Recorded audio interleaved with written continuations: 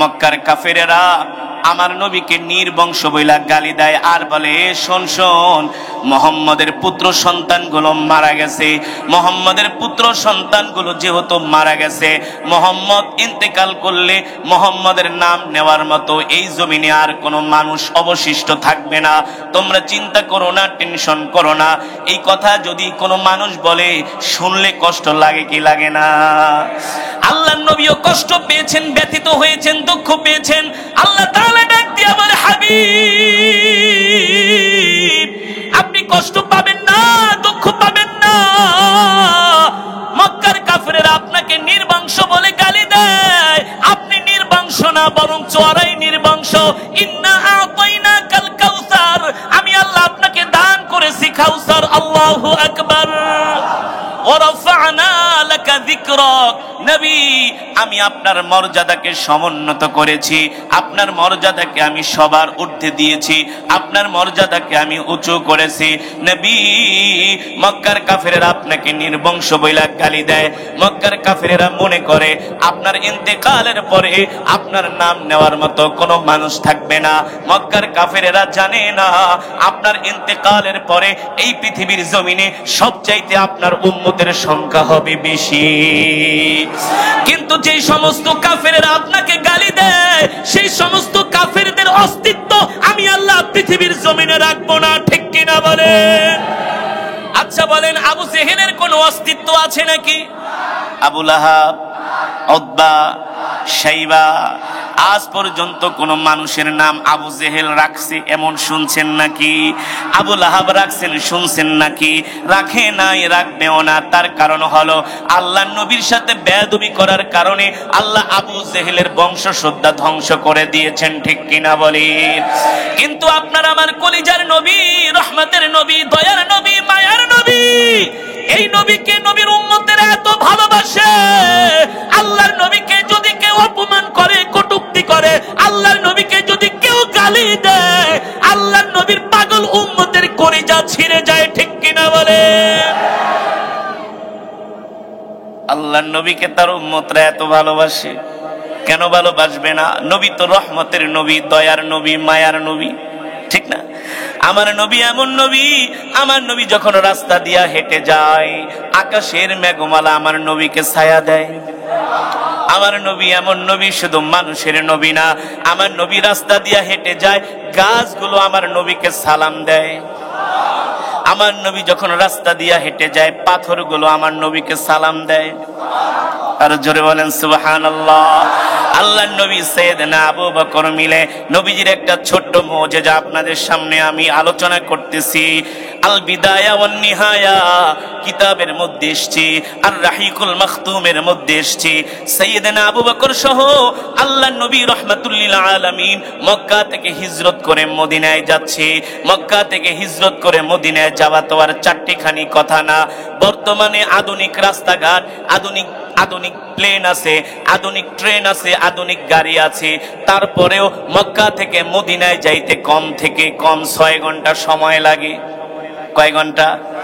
মক্কা থেকে মদিনার দূরত্ব হলো 500 কিলোমিটার।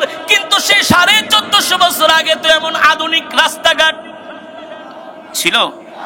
পাহাড়ের চূড়া দিয়ে, জঙ্গল দিয়ে, পাহাড় বেয়ে বেয়ে সেই মক্কা থেকে মদিনায় আমার নবী সফর করেছেন। আল্লাহু আকবার।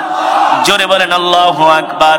পৃথিবীর ইতিহাসে এমন সফর কেউ করতে পারে নাই, আর পারবেও না। কিভাবে পারবে? তিনি তো রহমাতুল লিল আলামিন। আল্লাহু আকবার। তিনি তো দো জাহানের বাদশা, সাইয়্যিদুল মুরসালিন, খাতামুন নবিয়্যিন। যেই নবীকে ভালো না বাসলে যুবক জান্নাতে যেতে পারবে না, পারবে না। সেই নবীকে যুবক কেমন ভালোবাসতে হবে? তোমার স্ত্রীর মতো না, তোমার মার মতো না, তোমার বাবার মতো না, তোমার সন্তানের মতো না। আল্লাহর কসম করে বলি, আমি বলি না, আল্লাহর নবী নিজেই বলেছেন, ওয়াল্লাহি লা ইউমিনু আহাদুকুম হাত্তা আকুনা আহাব্বা ইলাই মিন ওয়ালিদিহি ওয়া ওয়ালাদিহি ওয়ান নাসি আজমাইন। আল্লাহর নবী বলে, সাহাবীরা আমার উম্মতকে বলে দিও, আমাকে ভালোবাসতে হবে এই পৃথিবীর জমিনে যা কিছু আছে সব কিছুর চাইতে, সন্তানের চাইতে আল্লাহর নবীকে ভালোবাসতে হবে। স্ত্রীর চাইতে আল্লাহর নবীকে ভালোবাসতে হবে, মার চাইতে আল্লাহর নবীকে ভালোবাসতে হবে, বাবার ভালোবাসতে হবে। এক মাহফিল আমি যখন আলোচনা করতেছি, এক যুবক বলে, হুজুর বলেন কি স্ত্রীর চাইতেও? আমি বলি হ্যাঁ।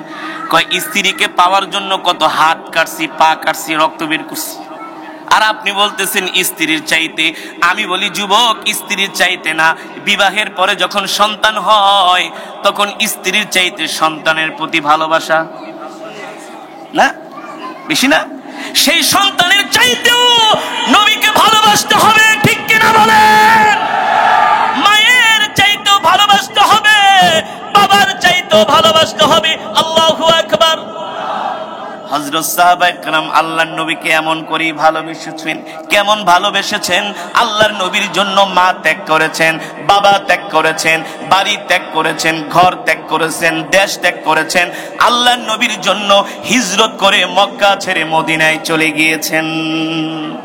এই হলো নবীর প্রতি ভালোবাসা, ঠিক কিনা বলেন? ও যুবক, সেই নবী মক্কা থেকে হিজরত করে মদিনায় যায়। 1000 কিলোমিটার রাস্তা, তেমন কোন আধুনিক রাস্তাঘাট নাই, কোন গাড়ি নাই। সাইয়েদনা আবু বকর সহ আল্লাহর নবী মক্কা থেকে হিজরত করে মদিনার দিকে রওনা শুরু করেছেন। 13 বছর নবীজি মক্কায় দাওয়াত দিয়া মাত্র 313 জন জোগাড় করেছেন। মক্কার কাফিরেরা আমার নবীকে এমন ভাবে অপমান করে, অপদস্থ করে। আল্লাহর নবী নামাজে দাঁড়ায়, আবু জেহেল এসে আল্লাহর নবীর শরীর মোবারকের উপরে উটের নারী বুড়ি চাপায় দেয়। আল্লাহর নবী রাস্তা দিয়া হেঁটে যায়, পথের মধ্যে কাটা দেয়। আল্লাহর নবী মক্কার কাফেরদেরকে কালেমার দাওয়াত দেয়, জাহান্নাম থেকে জান্নাতের দাওয়াত দেয়। তার পরিবর্তে মক্কার কাফেরেরা আমার নবীকে মিথ্যাবাদী বলে গালি দেয়, ঠিক কিনা বলেন? 1 বছর, 2 বছর, 3 বছর না 13 বছর? কয় বছর? জোরে বলেন, কয় বছর? আমরা যদি দিনের জন্য, দাওয়াত দেওয়ার জন্য, ইসলামের কথা বলার জন্য যদি আমরা কোথাও যাই, রাস্তায় বের হই, অথবা যদি কাউকে নামাজের জন্য ডাকি, আর যদি বলে তুমি একেবারে নামাজি হয়ে গেছো, 2 দিন নামাজ পড়ে একেবারে মোল্লা হয়ে গেছো, আয়েশা অভিযোগ করে বলে, হুজুর দেখছেন নামাজ পড়ি দেখে আমাকে কিভাবে টিটকারি করে, দাড়ি রাখি দেখা স্ত্রী বলে তোমাকে তো আমার নানার মতো দেখা যায়, দাদার মতো দেখা যায়। আরে তোমাকে নিয়ে তো কোনো গায়ে হলুদের অনুষ্ঠানে যেতে পারি না, তোমাকে তো বয়স্ক লাগে, ঠিক কিনা বলেন? এতটুকুন কথাই সেলুনে যায় দাড়িগুলা খুর দিয়া শেভ করে, আছে কি আছে না? আবার নিজেকে অনেক বড় মুসলমান দাবি করে। অথচ আমার নবী সত্য নবী, আমার নবী রাহমাতুল লিল আলামিন, ঠিক কিনা বলেন? আমার নবীকে ভালোবাসার কারণে, কালেমা গ্রহণ করার কারণে আল্লাহর নবীর সাহাবীদের উপরে অকাথ্য নির্যাতন হয়েছে, তারপরেও আল্লাহর নবীকে ছেড়ে যায় নাই, ঠিক কিনা বলেন? কিন্তু আমরা নিজেকে অনেক বড় রাসূলের আশিক দাবি করি, অথচ রাসূলের সুন্নাত আমাদের মাঝে খুঁজে পাওয়া যায় না। আছে কি আছে না? নাই। ফজরের সময় মসজিদে নাই, ইশারের সময় মসজিদে যায়, কিন্তু নবীকে অনেক বড়, নবীর অনেক বড় আশিক দাবি করে।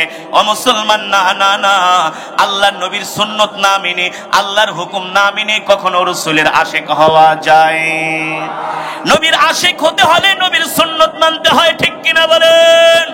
সেই নবী রাহমাতুল লিল আলামিন সাইয়েদনা আবু বকর রাদিয়াল্লাহু তাআলা আনহুকে নিয়ে মক্কা থেকে মদিনার দিকে রওনা শুরু করলেন। মক্কা থেকে মদিনার দূরত্ব হলো 1000 কিলোমিটার রাস্তা, পাহাড়ি আঁকা বাঁকা পথ পার হয়ে হয়ে আল্লাহর নবী আর সাইয়েদনা আবু বকর মদিনার দিকে রওনা শুরু করছেন। 1 দিন, 2 দিন, 3 দিন, 4 দিন, 5 দিন জার্নি করার পরে, সফর করার পরে আল্লাহর নবী এতটা ক্লান্ত হয়ে যায়, নবীজির পা মোবারক আর সামনে আগায় না, সামনে আর কদম দিতে পারে না। সাইয়েদনা আবু বকর রাদিয়াল্লাহু তাআলা আনহু দেখেন আল্লাহর নবী এত ক্লান্ত হয়ে গেছে, সাইয়েদনা আবু বকরের কাঁধের মধ্যে হাত দিয়া আল্লাহর নবী হাঁটতেছে। আল্লাহর নবী যখন পাথরের উপরে পাড়া দেয়, শক্ত পাথরগুলো আল্লাহর নবীর বরকতে, পা মোবারকের বরকতে তুলার মতো নরম হয়ে যায়। পাথর নবীর জন্য তুলার মতো নরম হয়ে যায়। আল্লাহর নবী ডাক দিয়া বলে, পাথর তুলার মতো নরম হয়ে যাচ্ছ, কারণ কি? পাথর ডাক দিয়া বলে, কেন নরম হব না? আপনি শুধু মানুষের নবী না, আপনি হলেন আমাদেরও নবী। আর জোরে বলেন সুবহানাল্লাহ। গাছগুলো দেখে আমার নবীকে সালাম দেয়, আল্লাহু আকবার। আকাশের মেঘমালা আমার নবীকে ছায়া দেয়। আকাশের মেঘমালা আমার নবীর গায়ে রোদের তাপ লাগতে দেয় না। আল্লাহু আকবার। এ কারণেই তো কবি বলেছেন সাআতিশ শাজারু নাতাকাল হাজারু শাক্কাল কমারু বিইশারাতিহি। আল্লাহর নবীকে পাথর সালাম দেয়, আল্লাহর নবীকে গাছ সালাম দেয়, আল্লাহর নবীর মাথার উপরে আকাশের মেঘমালা ছায়া দেয়, আল্লাহর নবীর শাহাদাতের আঙ্গুলের ইশারায় চাঁদ দ্বিখণ্ডিত হয়ে যায়। ঠিক কিনা বলেন? সেই নবীর উম্মত হতে পেরে আমরা খুশি নাকি বেজার? বলেন আলহামদুলিল্লাহ। সেই নবীকে যেন জীবনের চাইতে ভালোবাসতে পারি, আল্লাহ আমাদের তৌফিক দিন, বলি আমিন। ও যুবক, এবার শোনেন, একটা মানুষ যখন 2-3 দিন না খায় তখন তার অবস্থা কেমন হয়? যেই খাবার ছিল খাবার শেষ হয়ে গেছে, পানিও শেষ হয়ে গেছে। এবার আল্লাহর নবী ডাক দিয়া বলে, আবু বকর দেখেন তো আশেপাশে কোনো বাড়িঘর দেখা যায় কিনা। সাইয়েদনা আবু বকর রাদিয়াল্লাহু তাআলা আনহু বলেন, গো আল্লাহর নবী, এমন মরুভূমির মধ্যে দিয়ে আমরা হাঁটতেছি, ও নবী গো, কিভাবে আশেপাশে বাড়িঘর থাকবে? আল্লাহর নবী বলেন, আবু বকর তাকায় দেখেন কোনো বাড়িঘর দেখা যায় কিনা। দেখেন আল্লাহর নবীর জবানের কত বরকত। আল্লাহর নবী শুধু জবান দিয়া বের করছেন, আবু বকর দেখেন তো মরুভূমির মধ্যে কোনো বাড়িঘর দেখা যায় কিনা। আসলে কোনো বাড়িঘর থাকার কথা না। মাত্র 2-4 কদম সামনে আগানোর সাথে সাথে সাইয়েদনা আবু বকর দেখেন মরুভূমির মধ্যে একটা ঘর দেখা যায়। কি দেখা যায়? সুবহানাল্লাহ বলেন। এবার আল্লাহর নবী রাহমাতুল লিল আলামিন সাইয়েদনা আবু বকর সহ হাঁটতেছেন, দেখেন মরুভূমির মধ্যে একটা ঘর দেখা যায়। সাইয়েদনা আবু বকর আল্লাহর নবীকে ডাক দিয়া বলেন, ওগো আল্লাহর নবী, উনজুর ইলাল আমাম। ও নবী সামনের দিকে তাকায় দেখেন একটা ঘর দেখা যায়। আল্লাহর নবী বলে, আবু বকর চলেন আমরা ওই বাড়িতে যাই একটু বিশ্রাম নিব, ওই বাড়িতে যাই আমরা একটু পানি খাবো, ওই বাড়িতে যাই আমরা একটু রেস্ট করব। যখন রৌদ্র কমবে আবার আমরা মদিনার দিকে যাত্রা শুরু করব। আল্লাহর নবীকে নিয়ে সাইয়েদনা আবু বকর রাদিয়াল্লাহু তাআলা আনহু হাঁটতে হাঁটতে ওই বাড়ির মধ্যে গেলেন। ওই বাড়ির ঘরের দরজার সামনে যখন দাঁড়ালেন, দেখেন ছোট্ট একটা মরুভূমির মধ্যে ঘর, ভিতর থেকে ঘরের দরজা লক করা। আল্লাহর নবী বললেন, আবু বকর যান ঘরের দরজা খুলতে বলেন। এবার সাইয়েদনা আবু বকর ঘরের সামনে যায়া বলতেছে, ইফতাহিল বাব, এ দরজায় কে আছো, ঘরে কে আছো, দরজাটা খুইলা দাও। ভিতর থেকে কোনো আওয়াজ আসে না। 1বার 2বার 3বার বলার পরে ভিতর থেকে একজন মহিলা কণ্ঠে আওয়াজ করে বলে, এ কে তোমরা, কোত্থেকে এসছো, ঘরের দরজা খুলতে বলো। সাইয়েদনা আবু বকর বলে, জিতু মিনাল মক্কা ইলাল মদিনা, আমরা মক্কা থেকে আসছি, 2 জন মানুষ মদিনায় যাব। কোথায় যাব? আর জোরে বলেন সুবহানাল্লাহ। তো মদিনায় যাওয়া ভালো কথা, আমার বাড়িতে কেন আসছো? বলে, আমরা 2 জন পথিক, 3 দিন পর্যন্ত আমরা কিছু খাই না। আমরা 2 জন মুসাফির, প্রচন্ড রোদ্রে আমরা একেবারে ক্লান্ত শ্রান্ত হয়ে গেছি, পিপাসার্ত হয়ে গেছি। আল্লাহর নবী বলেন, আবু বকর দেখেন তার ঘরে কোনো পানি ঠানি আছে কিনা। ডাক দিয়ে বলে, ও বোন, আনা আতশানুন জিদ্দান, অনেক পিপাসার্ত, যদি পানি থাকে একটু পানি দাও। ঘর থেকে বলে, ভাই আমাদের ঘরে পানি নাই, কোনো খাবার থাকলে একটু খাবার দাও। বলে, আমরা গরিব মানুষ, আমার স্বামী বকরি চড়ানোর জন্য মাঠে গেছে, পানির মস্ক নিয়ে গেছে, আসার সময় মস্ক ভর্তি করে পানি নিয়ে আসবে, সেই পানি আমরা আবার আগামী দিন সকাল পর্যন্ত খাবো। আমরা এতটা নেহায়েত গরিব, আমরা বকরি থেকে দুধ দহন করি, সেই দুধ আমরা স্বামী স্ত্রী 2 জনে পান করে রাত্রবেলা ঘুমায় থাকি। এত গরিব, আমাদের ঘরের মধ্যে কোনো খাবার নাই। এই কথা শোনার পরে আল্লাহর নবী দেখেন তার ঘরের সামনে একটা বকরি বাঁধা। সুবহানাল্লাহ। বকরিটা শুয়ে আছে। রাহমাতুল লিল আলামিন বলেন, আবু বকর তার ঘরের সামনে একটা বকরি বাঁধা আছে। আবু বকর আপনি তাকে জিজ্ঞেস করেন, এই বকরি থেকে আমরা একটু দুধ দহন করে 2 জনে পান করি। ইতিহাসের মধ্যে আসছে ওই বাড়িওয়ালার নাম হলো আবু মাবাদ, তার স্ত্রীর নাম হলো উম্মে মাবাদ। সুবহানাল্লাহ বলেন। ঘরের সামনে একটা বকরি বাঁধা, অসুস্থ বকরি শুয়ে আছেন। আল্লাহর নবী বলেন, আবু বকর বুঝলাম ঘরে পানি নাই, কোনো খাবার নাই, যদি অনুমতি দেয় ওই বকরি থেকে আমরা দুইজনে দুধ দহন করে একটু পান করব, দেখেন অনুমতি দেয় কিনা। দেখেন কেমন ইনসাফের নবী, দয়ার নবী, মায়ার নবী।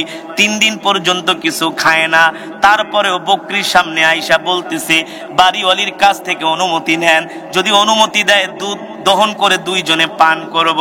আর আমরা হইলে তো বললাম আরে ঘরের মধ্যে চুপ করে পয়সা থাক, নাইলে পুরা বকরি জবা করে খায়া ফেলাম। ঠিক কিনা বলেন? দয়ার নবী, মায়ার নবী, রাহমাতুল লিল আলামিন। আল্লাহু আকবার। এই কারণেই তো আল্লাহ বলছেন ইন্নাকা লাআলা খুলুকিন আযীম। ও নবী, আপনার চরিত্রই হলো সর্বশ্রেষ্ঠ চরিত্র, আপনি সর্বশ্রেষ্ঠ চরিত্রের উপরে প্রতিষ্ঠিত। আল্লাহু আকবার। আমার নবীর 63 বছর জিন্দেগিতে কোনোদিন আমার নবী কোনো মানুষের মনে কষ্ট দেয় নাই, কোনোদিন আমার নবী মুখ ফসকে, কোনোদিন আমার নবীর জবান থেকে একটা মিথ্যা কথাও বের হয় নাই। ঠিক কিনা বলেন? আমার নবী কোনো অমুসলিমকেও কোনোদিন কষ্ট দেয় নাই। আমার নবী রাহমাতুল লিল আলামিন, বৃদ্ধ মহিলার বোঝা রাহমাতুল লিল আলামিন নিজের কাঁধে বহন করেছেন। সেই নবীর উম্মত আমরা। আল্লাহু আকবার। এবার সাইয়েদনা আবু বকর বলে, ও বোন উম্মে মাবাদ, তোমার ঘরে পানি নাই, ঘরে খাবার নাই বুঝলাম, কিন্তু তোমার ঘরের সামনে একটা বকরি বাঁধা আছে, যদি অনুমতি দাও এই বকরি থেকে আমরা একটু দুধ দহন করে দুইজনে পান করি, আমরা অনেক পিপাসার্ত তৃষ্ণার্ত। ঘর থেকে উম্মে মাবাদ বলে, আরে তোমরা কি দেখো না এই বকরিটা দাঁড়াতে পারে না, বকরিটা অসুস্থ, এই কারণে আমার স্বামী তাকে মাঠেও নিয়ে যায় না, কোথাও নিয়ে যায় না, সে হাঁটতে পারে না, দুধ দিবে তো দূরের কথা। আল্লাহ নবী রাহমাতুল লিল আলামিন বলে, আবু বকর আপনি উম্মে মাবাদকে শুধু অনুমতি দিতে বলেন, দুধ দহন করার দায়িত্ব আমার। রাহমাতুল লিল আলামিনের পবিত্র জবান মোবারক দিয়া যেহেতু এই কথা বের হয়েছে, সাইয়েদনা আবু বকর বলে, আল্লাহর নবী বলেছে অবশ্যই বকরি থেকে দুধ বের হবেই হবে। সূর্যের আলো যেমন সত্য, চন্দ্রের আলো যেমন সত্য, রাহমাতুল লিল আলামিনের জবান মোবারকের কথা তার চাইতে। ঠিক কিনা বলেন? সাইয়েদনা আবু বকর বলে, আমি তো চিনি আমার নবীকে। ঘরের মহিলা তো আর জানে না তার বাড়িতে কে আসছে, তার বাড়িতে আসছে দো জাহানের বাদশা রাহমাতুল লিল আলামিন। আল্লাহু আকবার। এবার সাইয়েদনা আবু বকর বলে, বোন আপনি শুধু অনুমতি দেন, আমরা দুইজন এই বকরি থেকে দুধ দহন করব। উম্মে মাবাদ বলে, দুধ বের হবে না, অসুস্থ বকরি। আল্লাহর নবী বলে, আরেকবার অনুমতি নেন, রাজি হয় না, বলে অসুস্থ বকরি। 3 বার যখন আবার আবু বকর জিজ্ঞেস করলে, বোন অনুমতি দেন, এই বকরি থেকে দুধ দহন করার দায়িত্ব আমাদের। এবার উম্মে মাবাদ রাগ করে ঘরের দরজাটা একটু ফাঁকা করে তাকায়, বলে এতবার না করতেছি, শুধু বারবার তোমরা আমাকে ডিস্টার্ব করো, বলতেছি অসুস্থ বকরি দুধ দেয় না, এত বারবার কথা বলো কেন? 3 বারের সময় উম্মে মাবাদ ঘরের দরজাটা একটু ফাঁক করে বাহিরে তাকালেন, দেখেন তার বাড়ির উঠানে এমন একজন যুবক দাঁড়িয়ে আছে। উম্মে মাবাদ বলে, আল্লাহি রব্বিল কাবা, রবের কাবার কসম খায়া বলি, আমি যখন ওই যুবকের চেহারার দিকে তাকাইলাম, আমার মনে হয় না আমার বাড়িতে কোনো মানুষ এসেছে, আমার মনে হয় আকাশ থেকে চাঁদ আমার বাড়িতে উদিত হয়েছে। এত সুন্দর চেহারার মানুষ আমি আজ পর্যন্ত কোনোদিন দেখি নাই। আল্লাহু আকবার। আরে দেখবে কোত্থেকে? আমার নবীর মতো এত সুন্দর করে আল্লাহ তাআলা পৃথিবীতে কাউকে বানায় নাই, আর বানাবেও না। ঠিক কিনা বলেন? ইউসুফ আলাইহিস সালাম ছিলেন অনেক সুন্দর, অনেক সুন্দর। পয়গম্বর ইউসুফ আলাইহিস সালাম যখন আমরা মিশরে পড়াশোনা করতাম, মাঝে মাঝে কায়রোতে যেতাম ঘুরতে, নীল নদের পাশে ঘুরতে যেতাম মাঝে মাঝে। মিশরীদের এক একটা সব একের জিনিস। 1000 মিশরী যদি এক জায়গায় থাকে আর 200 বাঙালি যদি এক জায়গায় থাকে, 1000 মিশরীদেরকে চিনা যাবে যে ওরা মিশরী। এত সুন্দর মিশরীরা, সবচেয়ে সুন্দর পৃথিবীতে। তাদের কণ্ঠ সুন্দর। সুবহানাল্লাহ। কোরআন নাজিল হয়েছে মক্কায় আর তেলাওয়াত করেছে মিশরীরা। যত বড় বড় ইমামুল কুরআন, শাইখুল কুরআন সব মিশরে। কোথায়? সব মিশরে, মিশরের দোকানগুলোতে সকাল নাই বিকাল নাই 24 আওয়ার্স কোরআন তেলাওয়াত, গাড়ির মধ্যে কোরআন তেলাওয়াত, কয়েকটা রেডিও টেলিভিশনের চ্যানেল আছে 24 আওয়ার্স কোরআন তেলাওয়াত। আর চেহারা তো বললামই এত সুন্দর, আমি তো জানতাম না মিশরের মানুষ এত সুন্দর কেন। আমি একজন পাকিস্তানিকে জিজ্ঞেস করলাম, আমাদের সাথে পড়াশোনা করতো, যে মিশরীরা এত সুন্দর কেন? তুই কি জানোস না এই মিশর হলো পয়গম্বর ইউসুফ আলাইহিস সালামের দেশ। আল্লাহু আকবার, এত সুন্দর চেহারা। আম্মা জান আয়েশা রাদিয়াল্লাহু তাআলা আনহা বলছেন যে ইউসুফ, পয়গম্বর ইউসুফ আলাইহিস সালামের চেহারা দেখে মিশরের রমণীরা আপেল কাটতে যে আঙ্গুল কেটে ফেলেছে, আপেল কাটতে যে আঙ্গুল কেটে ফেলেছে। আমার স্বামী মুহাম্মদ সাল্লাল্লাহু আলাইহি সাল্লামের চেহারা যদি মিশরের রমণীরা দেখতো, শুধু আঙ্গুল কাটতো না, কলিজা কেটে ফেলতো, তারপরেও আল্লাহর নবীর চেহারা মোবারক থেকে নজর ফিরাতে পারতো না। পৃথিবীর সমস্ত সৌন্দর্য আল্লাহ তাআলা আমার নবীকে দান করেছেন, সমস্ত সৌন্দর্য আল্লাহ তাআলা আমার নবীকে দান করেছেন। আল্লাহু আকবার। এই পৃথিবীতে নেতৃত্ব দেওয়ার যত গুণাবলী, নেতা হওয়ার যত গুণ আছে, সব গুণ আল্লাহ তাআলা আমার নবীকে দান করেছেন, ঠিক কিনা বলেন? সেই নবী রাহমাতুল লিল আলামিন, কলিজার টুকরা পেয়ারা হাবিব, সেই হাবিবের কথা আল্লাহ তাআলা বলছেন, নবী আপনি আমার হাবিব, সারা পৃথিবীর সুপার পাওয়ার গুলো যদি আপনার বিরুদ্ধে চলে যায়, আপনার কোনো ক্ষতি করতে পারবে না, আমি রব আপনার সাথে আছি, ঠিক কিনা বলেন? আল্লাহর বান্দারা যেটা বলছিলাম মনে আছে কোন পর্যন্ত গিয়েছিলাম? হ্যাঁ, এবার সাইয়েদনা আবু বকর বলেন,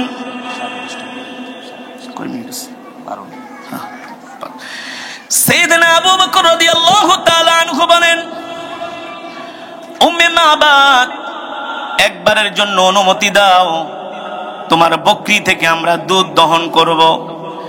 উম্মে মাবাদ ঘরের দরজা খুলে আল্লাহ নবীর চেহারা মোবারক দেখে তিনি আবেগ আপ্লুত হয়ে গেলেন, অবাক হয়ে গেলেন, বিস্ময় প্রকাশ করলেন। হায় রে, এত সুন্দর চেহারার মানুষ আমি আজ পর্যন্ত কোনোদিন দেখি নাই। আল্লাহ নবী রাহমাতুল লিল আলামিন সাইয়েদনা আবু বকরের সাথে কথা বলতেছেন। নবীজির কণ্ঠের আওয়াজ শুনে উম্মে মাবাদ বলে, এ আল্লাহ নবী মুহাম্মদ সাল্লাল্লাহু আলাইহি সাল্লামের কণ্ঠের আওয়াজ এত সুন্দর, এত শ্রুতি মধুর, তার মতো এত কণ্ঠের আওয়াজের মানুষ আমি আজ পর্যন্ত কোনোদিন শুনি নাই। উম্মে মাবাদ বলে, আল্লাহ নবী আমার ঘরের উঠানে দাঁড়ায় আছেন, আমি দেখি নবীজির চুলগুলো এত সুন্দর, নবীজির গালগুলো এত সুন্দর, সুবহানাল্লাহ, নবীজির হাতগুলো এত সুন্দর, আল্লাহু আকবার, এত আকর্ষণীয়, এত আকর্ষণীয়, নবীর চেহারার দিকে শুধু আমি তাকাই আছি। এবার সাইয়েদনা আবু বকর বলে, উম্মে মাবাদ অনুমতি দিবা নাকি? উম্মে মাবাদ বলে, অনুমতি দিব না মানে? ঘর থেকে একটা ছোট মশক দিছে, নাও। আল্লাহর নবী বলে, আবু বকর এত ছোট পাত্রে হবে না, আরো বড় পাত্র দিতে বলেন। উম্মে মাবাদ মনে মনে বলে, এমনি অসুস্থ বকরি, হাঁটতে পারে না, চলতে পারে না, প্রতিবন্ধী, দুধ দেয় না, আবার বলতেছে বড় পাত্র লাগবে, কি বলে না বলে। উম্মে মাবাদ টেনশনে পড়ে গেলেন। এবার উম্মে মাবাদ ঘর থেকে একটা বড় পাত্র বের করে সাইয়েদনা আবু বকরের কাছে দিলেন। আল্লাহু আকবার। সাইয়েদনা আবু বকর রাদিয়াল্লাহু তাআলা আনহু সেই পাত্র নিয়া আল্লাহর নবীর হাতে দিলেন রাহমাতুল লিল আলামিন। সেই পাত্র নিয়া ওই যে অসুস্থ বকরি শুয়ে আছে তার সামনে আল্লাহর নবী দাঁড়ানোর সাথে সাথে অসুস্থ বকরি সুস্থ হয়ে দাঁড়ায় গেছে। আর জোরে বলেন সুবহানাল্লাহ। অসুস্থ বকরি হাঁটতে পারে না, উম্মে মাবাদ ঘর থেকে দেখছে অসুস্থ বকরি সুস্থ হয়ে গেছে। আল্লাহু আকবার। রাহমাতুল লিল আলামিন ডাক দিয়া বলে, বকরি ব্যাপারটা কি, দাঁড়ায় গেলা? ওগো রাহমাতুল লিল আলামিন, কেন দাঁড়াবো না? আপনি শুধু মানুষের নবী না, আপনি আমারও নবী, আমি কিন্তু আপনাকে চিনে ফেলেছি। বকরি কান্না করে দিছেন, বকরির চোখ দিয়ে পানি পড়তেছে। বকরি কথা বলতেছে, দুইজনের মাঝে এত গভীর সম্পর্ক, মনে হয় 1000 বছরের পরিচিত। নবীজি বকরিকে ডাক দিয়া কাছে এনে বুকের ভিতরে নিয়া এবার বকরির মুখটা নবীজির কানের সাথে লাগায়া কথা বলে, ওগো নবীজি, এতদিন অসুস্থ ছিলাম, আপনাকে দেখার পরে আমি সুস্থ হয়ে গেছি, আপনাকে দেখার পরে সুস্থ হয়ে গেছি। ওগো নবীজি, আমাকে অনেকদিন পর্যন্ত খাবার দেয় না, আমাকে খাবার খাওয়ার জন্য নিয়েও যায় না, অসুস্থ হওয়ার কারণে আমাকে ঘরের মধ্যে আটকায়া রাখে, উঠানের মধ্যে বেঁধে রাখে। বকরির মনের দুঃখগুলো আল্লাহর নবীর কাছে বলতেছেন। উম্মে মাবাদ ঘরের দরজা দিয়া তাকায় তাকায় দেখে বকরি আল্লাহর নবীর সাথে হেসে হেসে মিষ্টি মিষ্টি আলাপ করতেছে। আল্লাহু আকবার। এবার রাহমাতুল লিল আলামিন বিসমিল্লাহ বলে বকরির ওলানের মধ্যে হাত দিলেন, স্তনে হাত দিলেন। রাহমাতুল লিল আলামিনের বরকতি হাত বকরির স্তনে পড়ার সাথে সাথে স্তন দুধে ভরপুর হয়ে গেছে। আল্লাহু আকবার। এবার বকরি ডাক দিয়া বলে, গো রাহমাতুল লিল আলামিন, দুধের বার সইতে পারি না, তাড়াতাড়ি করে আমার স্তন থেকে দুধ বের করেন।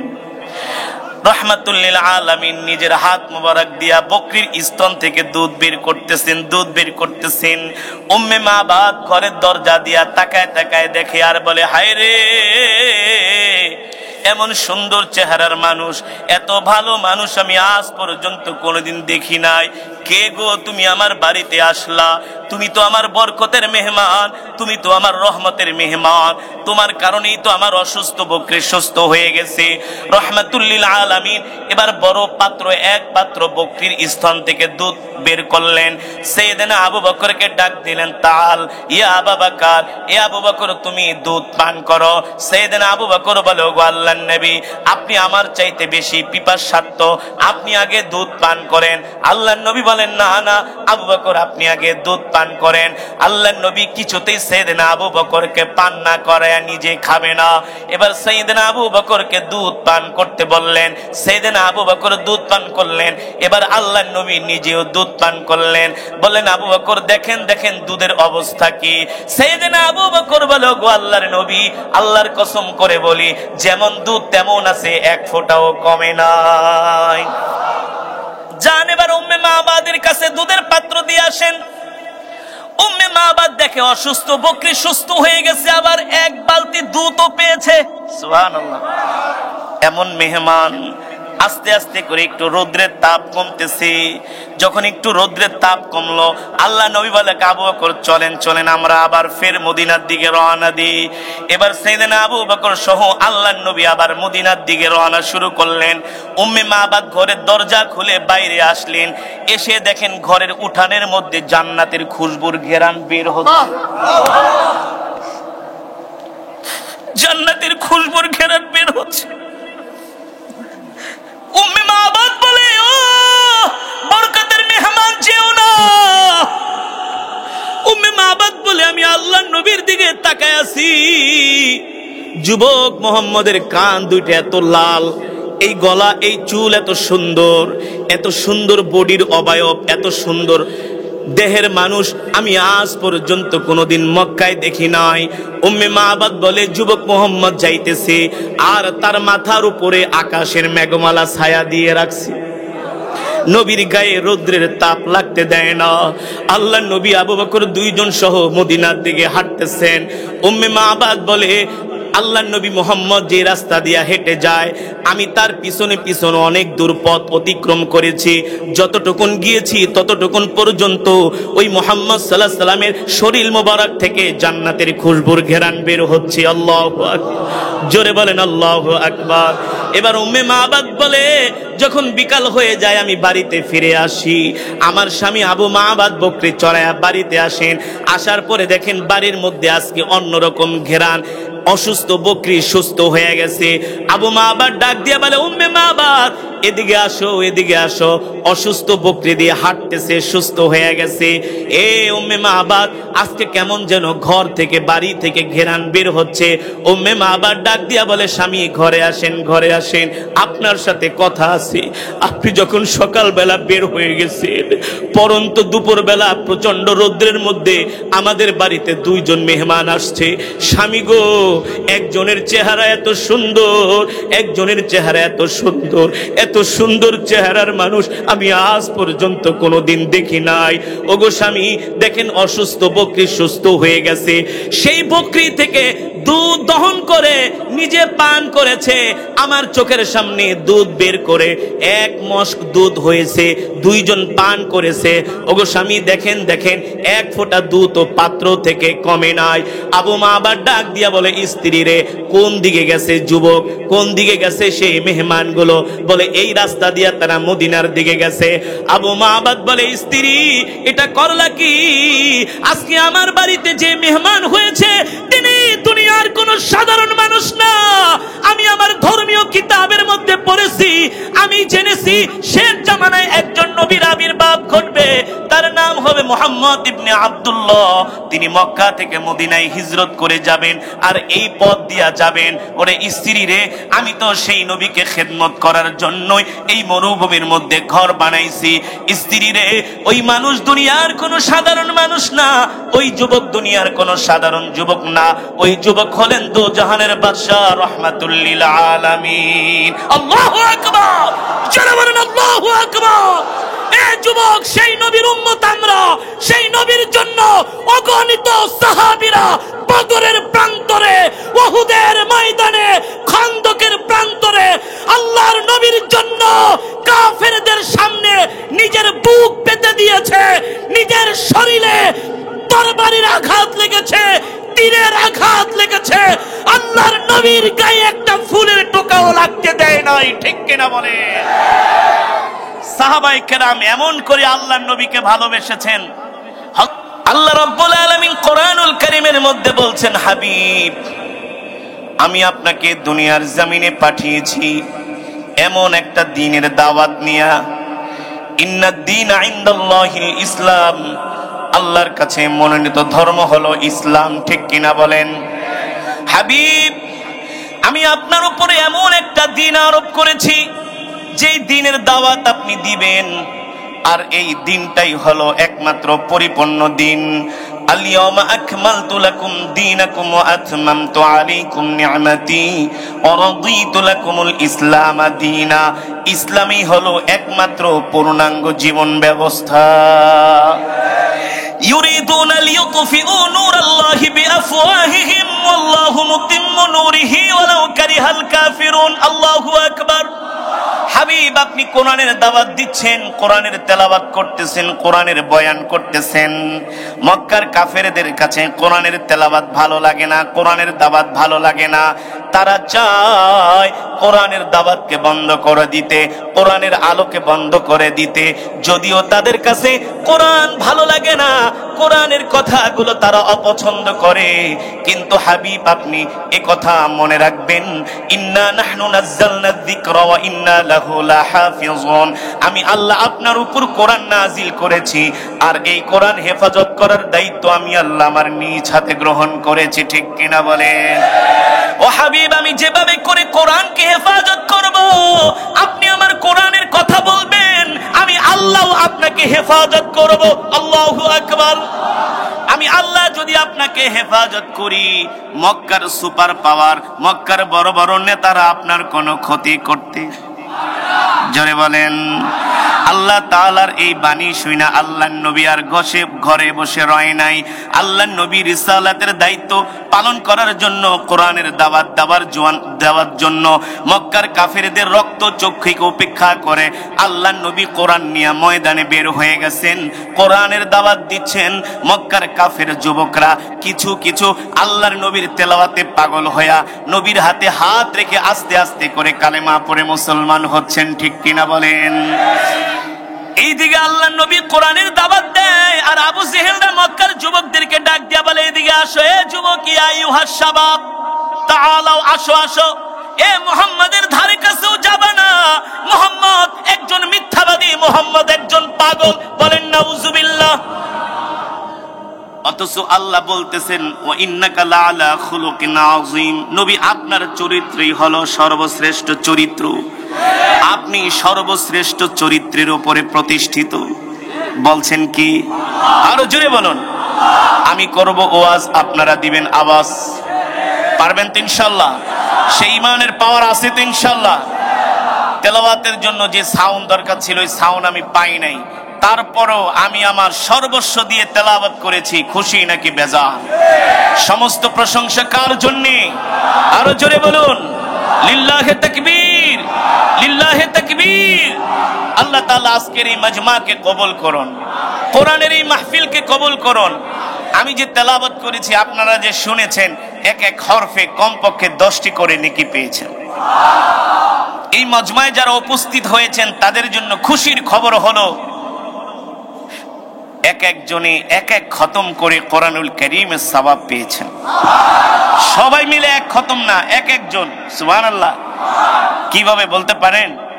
সাহাবী আবু সাঈদ আল খুদরি রাদিয়াল্লাহু তাআলা আনহু থেকে হাদিসটি বর্ণিত। আল্লাহর নবী বলেন, কেউ যদি সূরাতুল ইখলাস 3 বার তেলাওয়াত করে, আল্লাহ তাআলা তার আমলনামায় পূর্ণ এক খতম কোরআনুল কারীমের সওয়াব দান করেন।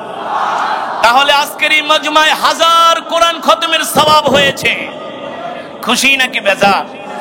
আল্লাহ তাআলা এই সওয়াব আমার প্রিয় ভাই, অত্র অঞ্চলের জননন্দিত সম্মানিত চেয়ারম্যান, যুবকদের আইডল, যার জন্য অত্র এলাকার মানুষ পাগল, যুবকরা পাগল, যারা আলেমদের সাথে সম্পর্ক রাখে, তাদের মতো ভালো মানুষ এই জমিনে আর হতে পারে না। ঠিক কিনা বলেন? আতরওয়ালার সাথে চললে আতরের ঘ্রাণ কয়, আর যারা বিড়ি সিগারেট খায় তাদের হাতে হাত মিলাইলেও কিন্তু ঘ্রাণ আসে। এটা ঘ্রাণ না গন্ধ? ঠিক কিনা বলেন? আলহামদুলিল্লাহ ভাইজান 3-4 দিন আগে উমরা করে দেশে আসছেন। আল্লাহু আকবার। আল্লাহ তাআলা তার এই উমরাকে কবুল করুন। তার একমাত্র কন্যা সন্তান তানিশা তাসমিন জান্নাত, 12 বছরের একজন কন্যা ছিলেন। যে বাবা সন্তান হারিয়েছেন সেই জানেন সন্তানের কি কষ্ট, কি দুঃখ। তারপরে আবার কন্যা সন্তান, সব সময় মেয়েরা বাবার জন্য পাগল থাকে।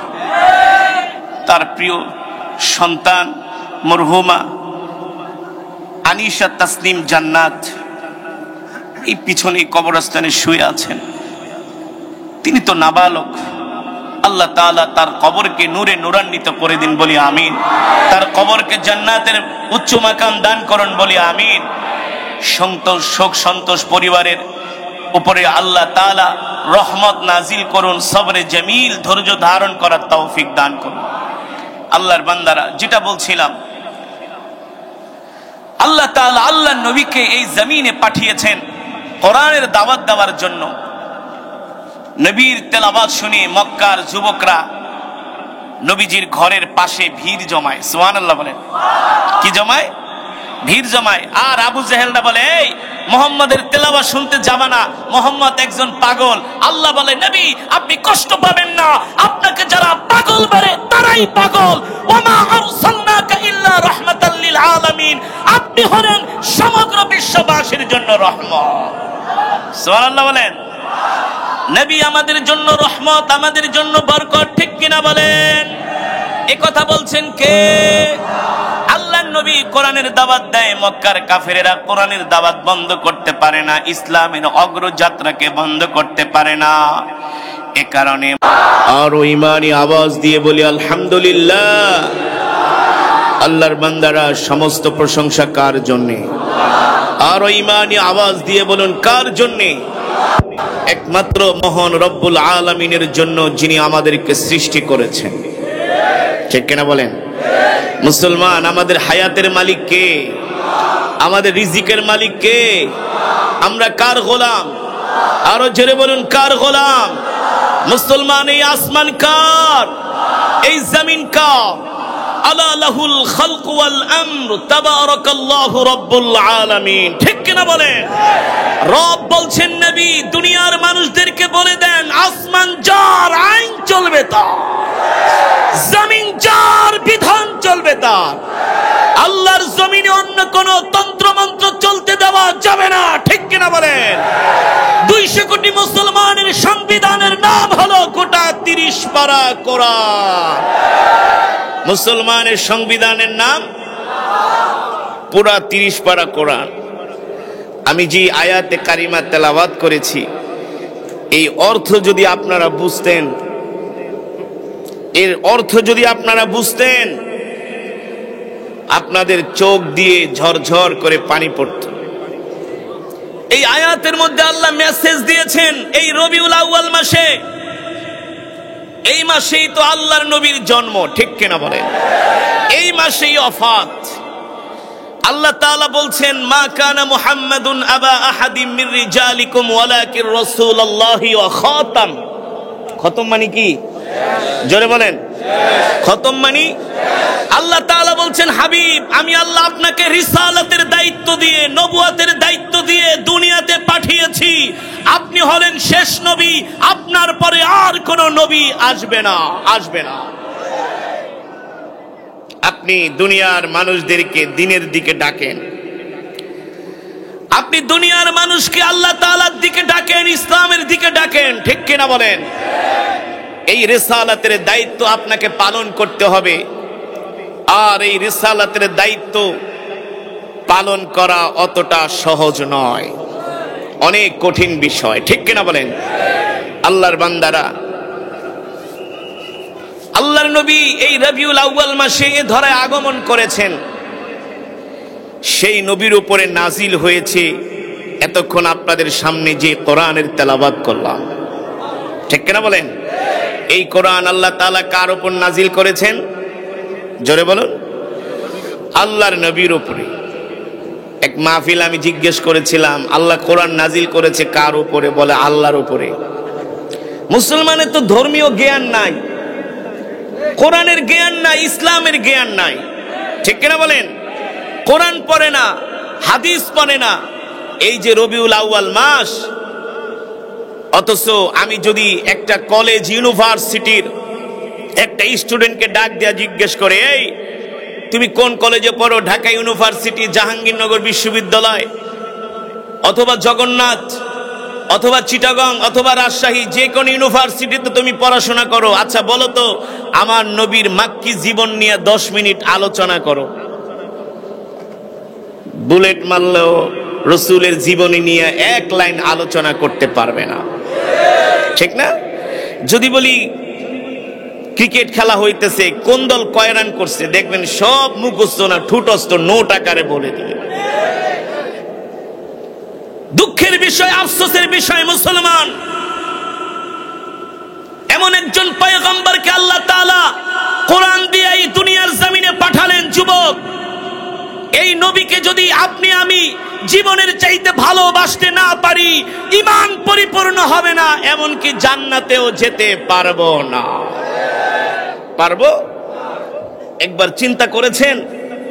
আমরা অনেক জায়গায় মাহফিলে যাই, পিছন থেকে একটু স্লিপ দিলে আমাদের অবস্থা খারাপ হয়ে যায়, আছে না? কিছু মৌলবী তো আছে, ওয়াজ করবো না কি করবো ওই সময় ভুলাই যায়, হাই প্রেসার চলে আসে। যুবক, একবার চিন্তা করো, এই পৃথিবীর জমিনে এমন একটা সময় আল্লাহ তাআলা আমার নবীকে পাঠিয়েছেন, আমার নবীর পক্ষে মক্কার সুপার পাওয়ার গুলো আমার নবীর বিরুদ্ধে চলে গেছে। আবু জেহেল, উতবা, সাইবা, আবু লাহাবদের মতো বড় বড় নেতা আমার নবীর বিরুদ্ধে চলে গেছে। তার আপন রক্ত আত্মীয় স্বজন তার বিরুদ্ধে চলে গেছে। তার সাথে কেউ নাই একমাত্র আল্লাহ ছাড়া, ঠিক কিনা বলেন? সেই নবী কারো রক্ত চক্ষুকে ভয় করেছে? করে নাই। সেই নবী আবু জেহেলকে ভয় করে নাই, আবু লাহাবকে ভয় করে নাই। নবীর তেমন কোন সম্পদও ছিল না, নবীর অস্ত্রও ছিল না, নবীর সাথে তেমন কোন মানুষও ছিল না। এমনও দিন গিয়েছে কালেমার দাওয়াত দেওয়ার জন্য আল্লাহর নবী সাথে তার পালক পুত্র যায়েদ ইবনে হারেসা, আর কেউ নয়। অনেক সময় আল্লাহর নবী একাও দিনের দাওয়াত দিতে রাতকে রাত, দিনকে দিন ঘর থেকে বের হয়ে গেছেন। নবীর বিরুদ্ধে এত হুমকি ধামকি, নবুয়তের দায়িত্ব, নবুয়তের দাওয়াতকে বন্ধ করে দেওয়ার জন্য, রিসালাতের দাওয়াতকে বন্ধ করে দেওয়ার জন্য, কোরআনের দাওয়াতকে বন্ধ করে দেওয়ার জন্য আবু জেহেলরা এত চেষ্টা করেছে, আল্লাহর নবীর পথ অবরোধ করে